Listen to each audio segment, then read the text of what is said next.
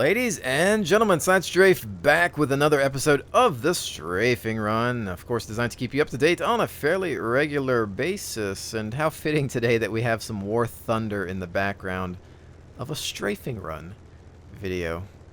I don't think it gets any more perfect than that. But anyways, this game, really getting back into it. And I didn't think I was going to take a look at it until ground forces hit. But for some reason, I'm just kind of addicted to it again, and it's nice to have it alongside World of Tanks because World of Tanks can get frustrating, mostly because of teams and matchmaking.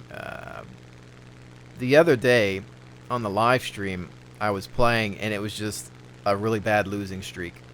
I could not get a good game to save my life. You could only carry so much, and I'm not perfect. I make my mistakes. I have my bad games. It happens, but usually there's a higher percentage of time where I'm on fire and the rest of the team is just ice cold, and I had to bail. I had to get out of that game before something bad happened. It was just not going good, so I was like, what else can I play on this live stream? I said, you know what, let's take a look at War Thunder.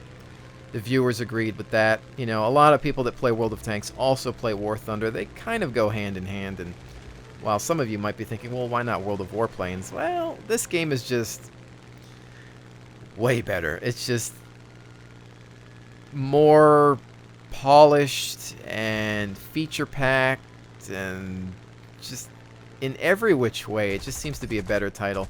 There are some monetization issues in the paid mechanics that I think people have a problem with, but other than that, the gameplay just kicks World of Warplanes in the teeth. So, you know, there's my thoughts on that. But anyway, we got back into this, and this thing is just gorgeous. It's a beautiful game that runs at over 100 frames per second for me, and that's the way a game engine should be in this day and age. But anyway, moving right along, just having a lot of fun with it. You know, everyone on the stream enjoyed it, and I, of course, stream at 60 frames per second, so it's by far one of the smoothest streams on Twitch at a very nice bit rate. A lot of people just like looking at this game in action.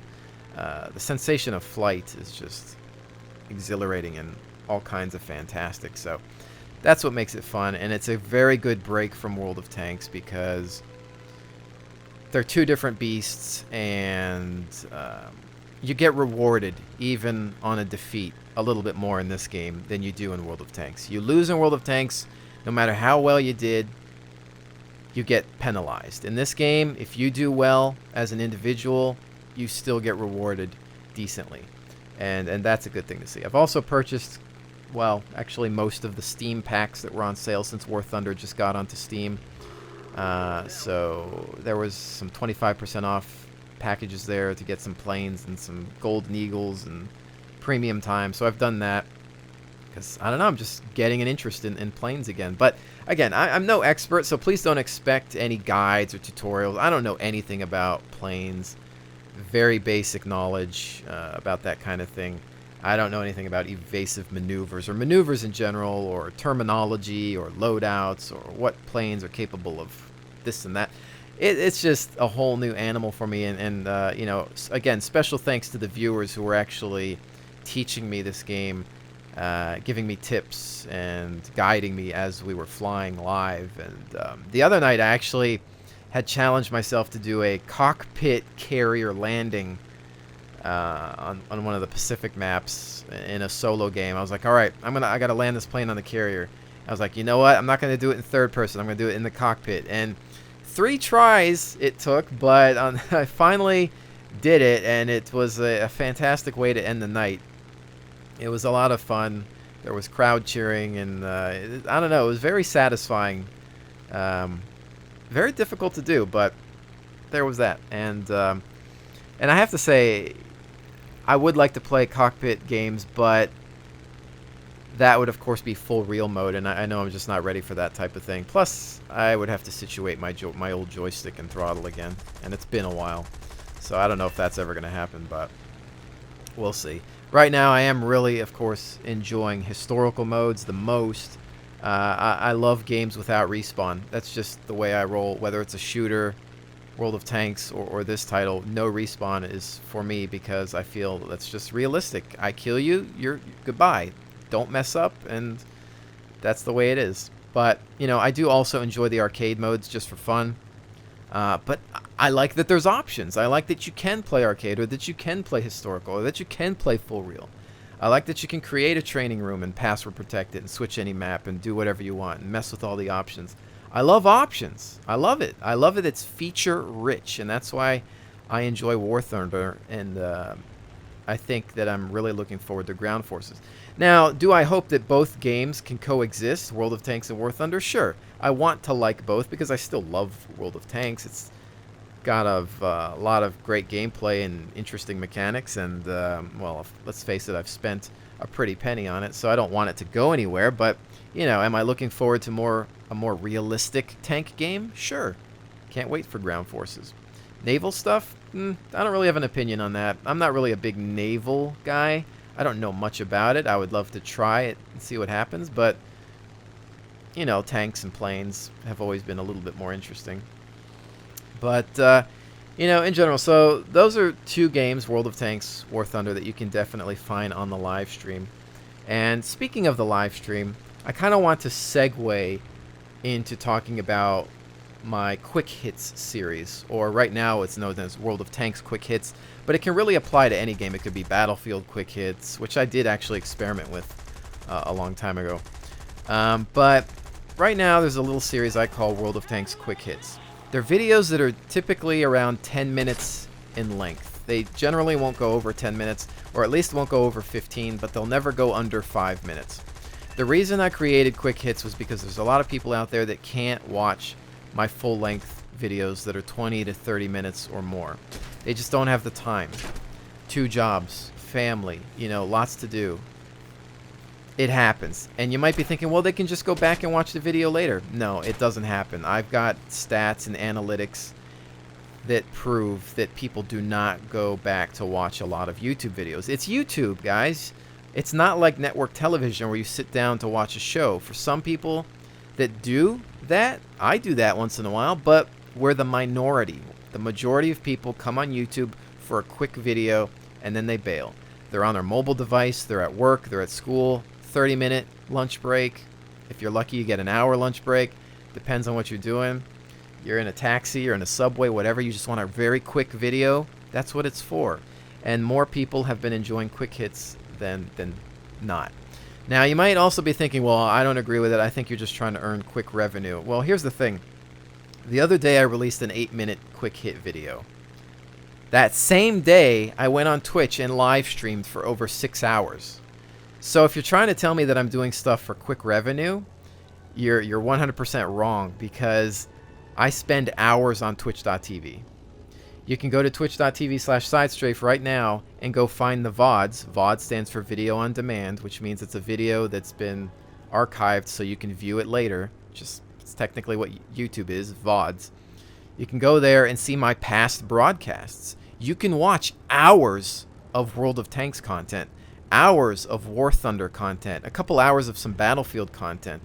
Me and Elbrook playing some DayZ, if it's still on there. Again, Twitch eventually deletes the past broadcasts over a lengthy period of time, but there's hours upon hours upon hours of free entertainment on twitch.tv that you can watch. Oh, you're mad because I released an 8-minute video for those that really need those short vids? Go to Twitch and watch me play for hours. I mean, stop complaining, because it's not just about the money. Sure, I need to make a living, but that's not why I make short videos. They're not replacing the long ones. The other day, I made a 25-minute T30 video. The next day, I made an 8-minute World of Tanks video. A lot of you never saw the 25-minute one because you never go back to check the channel. Go to the channel page. Go see the updates that you're missing, because a lot of you guys aren't paying attention to it and you're just missing the thing. Some of you are subscribed to hundreds of people and my content might get buried. Go to youtube.com/SideStrafe and see what I've updated. Oh, Side hasn't released a video in a while. You're wrong. Go to the channel. You probably missed something. I generally release a video every other day, And I stream almost every other day or every night sometimes. And a lot of times it's for hours on end, 6 hours. Sometimes I treat it like a work day. All right, I'm going to go to work today. My job is to live stream for 6 hours or so. Might take a break here and there, but that's also how I work with the community. I interact with you guys. We chat. We have a lot of fun. A lot of you have met new people to platoon with in World of Tanks. You've made some new friends. I got a lot of regulars, you know, in the chat. There's a lot of fun. SideStrafe makes an appearance. We just have a lot of laughs, and it's a great time. And, you know, but it proves 100% that those of you that are having issues with short videos are just completely selfish and inconsiderate when I'm releasing free stuff. I mean, these YouTube videos, they're free. You don't pay for them. You know? Oh, you sit through an ad? Sorry. I gotta put food on the table. I could just go work another job and you could have no videos. I mean, that goes for any YouTuber. We have to live, right? We gotta survive and pay bills. It's just an ad. You're not writing us a paycheck saying, oh, well, this is my money, you know. I deserve this. It doesn't work that way, Chief. It's just not. And considering the hours of free entertainment that you are getting with a quality standard by me, I mean, hey, you got it pretty good. I mean, we're all pretty lucky, and quite frankly, most humans in this world these days are quite spoiled, considering how bad others have it around the world. So you need to be thankful for what you've got, and you know, not getting too into that type of thing. Again, just remember, you see a short video by SideStrafe? Well, there's probably a live stream going on. Check your email. Follow the Twitch page. You know, check Facebook. Check Twitter. I don't always post my live streams on YouTube because, quite frankly, it's not necessary, and people need to learn to follow the Twitch page because I shouldn't have to release a video on a YouTube channel to tell people that I'm streaming all the time. It's just not always going to happen. I'll do it once in a while for those that are just too stubborn to follow. And you might think, oh, I don't check my email. Well, why don't you check your email? I mean, email still serves a purpose. Make an email just to have it up on the side there. Set up your notifications on your phone or something. I mean, everybody has a smartphone today. You know, set your email up so it pings you on your phone and says, oh, SideStrafe is live streaming World of Tanks or War Thunder or whatever game. I mean, it's not that difficult, guys. And if you miss out on the stream and you think, oh, I don't have time, we're in the wrong time zone, and you stream too late, just watch the VOD later. It's like hours of free content. So there's that. I kind of wanted to put that to rest because people were whining about quick hits and accusing me of trying to just make revenue off of it when I'm proving you wrong with the fact that there's hours of stuff on Twitch and 25 to 35-minute videos still existing on the channel. So there's that. That's out of the way. But you know, the problem is only the really truly loyal and appreciative viewers tend to watch my Strafing Run videos. I find that a lot of people that complain don't even watch the Strafing Run videos anyway, unless it's featuring a game that they want or something. So most likely everything that I've just said has gone completely over the heads of most, and that's the end of that. But ladies and gentlemen, I want to thank everyone, of course, once again, so much for joining me. It's always appreciated, and you know, hopefully you'll be able to listen to this and pass on information to those that may nitpick or complain in the channel comments or on the Twitch chat, because I think that sometimes I just can't get to everyone, and you're great at passing on those words, and you'll let them know that, hey, if they want more content, go to Twitch, and also look at my past videos. Check my playlists, check the channel, YouTube channel, check Facebook, check Twitter. It's all there. Nothing's changing. I still like making long videos. I still need quality and will always maintain standards in life. So, once again, thank you so very much for joining me. I will definitely see you on the next one.